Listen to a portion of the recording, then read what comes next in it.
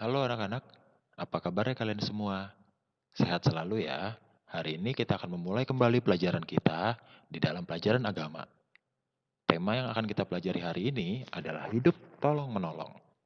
Wah, pastinya kalian sering dong hidup tolong menolong. Sikap tolong menolong merupakan salah satu sikap yang sangat penting dalam kehidupan manusia loh. Hmm, kenapa ya? Ada yang bisa tahu nggak? Karena manusia merupakan makhluk sosial yang tidak dapat hidup sendiri. Ingat, nggak ada satupun manusia di bumi ini yang bisa hidup sendirian. Jadi, sikap tolong-menolong itu sangat penting. Dari zaman Adam kita bisa lihat, waktu Adam diciptakan, Tuhan lihat, wah, Adam nggak bisa hidup sendiri nih, harus dibuat temannya. Makanya pada saat itu, Allah menciptakan manusia yang kedua, yaitu Hawa, sebagai penolong Adam.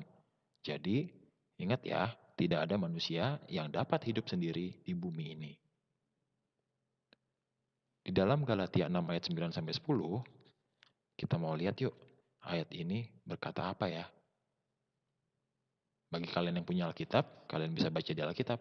Kalau kalian nggak bawa atau tidak punya, kalian bisa langsung baca di layar. Yuk sama-sama kita baca. Mulai dari ayat 9. Janganlah kita jemu-jemu berbuat baik, karena apabila sudah datang waktunya, kita akan menuai, jika kita tidak menjadi lemah. Ayat 10, karena itu, selama masih ada kesempatan bagi kita, marilah kita berbuat baik kepada semua orang, tetapi terutama kepada kawan-kawan kita seiman. Nah, maksud dari kedua ayat ini apa ya? Di sini Rasul Paulus mengajarkan kita supaya kita jangan pernah capek, jangan pernah lelah untuk berbuat baik, untuk tolong-menolong kepada semua orang. Ingat ya, kepada semua orang loh. Nggak boleh pilih-pilih. Saya maunya nolong si A aja deh. Saya maunya nolong si B aja deh. Nggak boleh gitu. Tapi kita harus berbuat baik kepada semua orang. Terlebih kepada kawan-kawan kita yang seiman, yang percaya sama Tuhan Yesus. Nah, supaya lebih jelasnya, yuk kita lihat cerita Alkitab berikut ini. Kalian bisa lihat lebih jelas nanti di Lukas 10 ayat 25 sampai 37 ya. Yuk sama-sama kita lihat. Suatu hari, Tuhan Yesus sedang berbincang-bincang dengan seorang Farisi. Lalu, Tuhan Yesus menceritakan sebuah perumpamaan. Suatu hari ada seseorang yang sedang lewat di pinggir jalan. Tiba-tiba ada perampok yang sedang memantau dari jauh. Perampok-perampok ini sedang melihat situasi dan kondisi, apakah mereka bisa merampok orang tersebut. Saat situasinya sudah aman, akhirnya mereka mencegat orang tersebut. Orang Israel tadi bukan cuma sekedar dicegat, tapi apa yang terjadi? Ia diperlakukan dengan tidak baik. Ia dipukuli, dilakukan dengan kasar. Bahkan, yang lebih parahnya lagi, semua barang-barangnya diambil oleh perampok-perampok tersebut. Selain itu, orang Israel itu pun ditinggal begitu saja di tengah jalan. Kasihan ya. Beberapa saat kemudian, ada seorang imam yang lewat di jalan tersebut. Imam tersebut melihat korban perampokan tadi yang tergeletak di tengah jalan. Tapi, bukannya menolong, imam tersebut malah pergi begitu saja. Wah, kasihan sekali orang ini. Imam pun tidak mau menolong. Beberapa saat kemudian, lewatlah seorang Lewi. Orang Lewi ini pun juga melihat korban perampokan tadi. Tapi apa yang terjadi ya? Ternyata orang Lewi pun pergi begitu saja. Dia tidak mau menolong korban perampokan yang baru saja terluka itu. Hmm, Beberapa saat kemudian, tiba-tiba ada seorang Samaria yang lewat di jalan tersebut. Orang Samaria ini biasanya dimusuhi oleh orang Israel. Mereka gak suka dengan orang Samaria. Tapi tiba-tiba orang Samaria ini berhenti. Bukan cuma sekedar berhenti loh. Apa yang terjadi ya?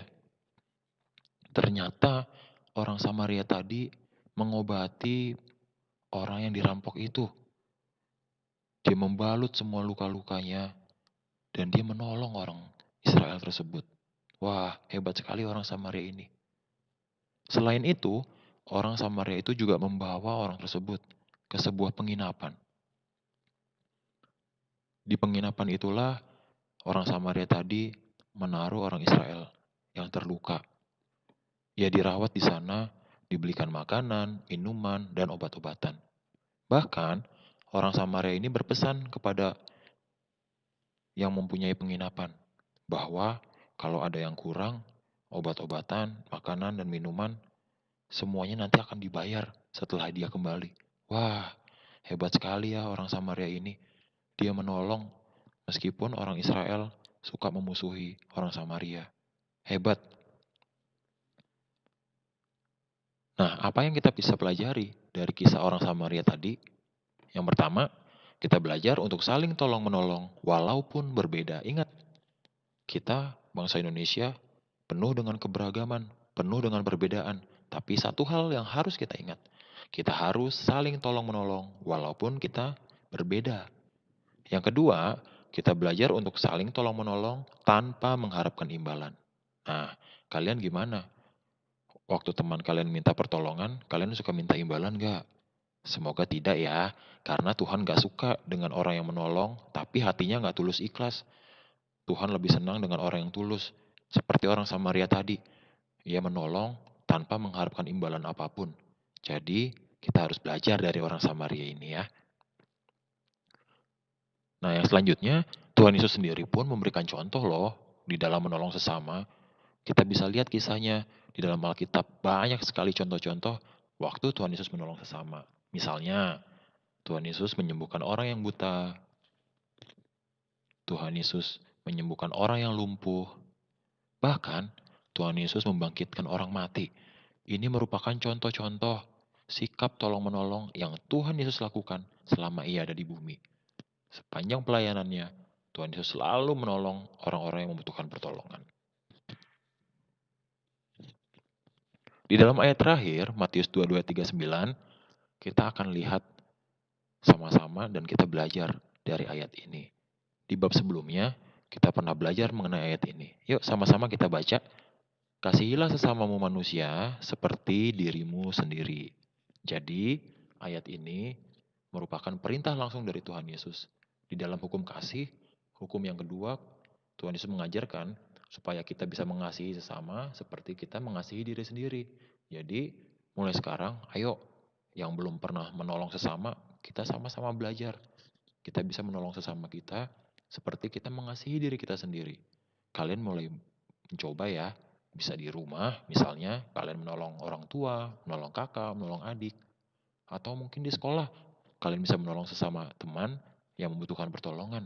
Atau kalian bisa menolong tetangga atau orang-orang yang mungkin kalian tidak kenal di lingkungan kalian. Jadi, sikap tolong-menolong ini bisa dilakukan di mana saja loh. Oke? Demikian pembelajaran kita pada pagi hari ini. Kalian bisa praktekkan terus di dalam kehidupan kalian di rumah ya. Oke, sampai ketemu di pembelajaran selanjutnya. Tuhan Yesus memberkati. Selamat mencoba.